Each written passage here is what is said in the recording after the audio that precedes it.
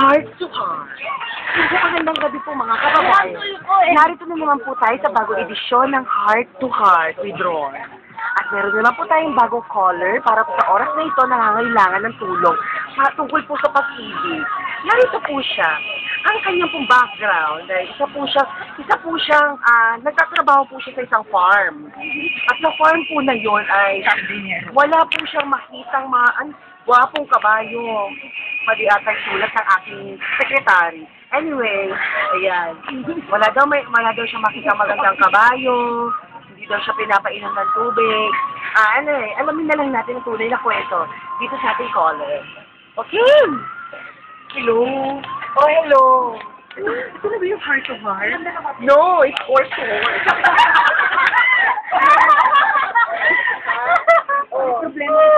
Anong problema mo? Sa pangangabayo. Anong gusto mo masutunan ba sa pangangabayo? Ano ko maglagay ng takong? Ganito yan. Ang paglalagay ng takong, ayon kay Ernie Baron, kay Kuya Kim, ang paa daw, pinapalo yan eh. Parang kukuha ka ng pako, pakong malaki. Pwede na yung mga nakikita mo sa bubong. Di ba? Yung mga nakikita mo sa bubong, pwede na yon. Tapos ipasok mo ipasok sa paa mo. Ano pa? Nilalagyan rin ba yun ng bulkasil? Gaga, hindi bulka silang nilalagay doon. Lubricant, para mas madula. Hindi ba mo? Hindi, no? Ayan mga kaibigan. May surveillance tayo. Wait lang. Meron pa kayo. Paano mabubulkas ang kabayo kung hindi pinapatunan? Ano ang tanong? Paano mabubulkas ang kabayo kung hindi pinapatunan? Di ba magpatungan? Gusto naman.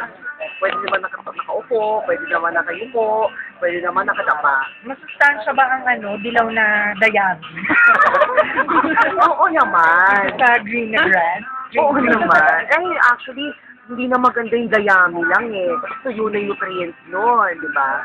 Paano siya natutuyo? Natutuyo yun kasi hindi na siya wala na siyang tubig.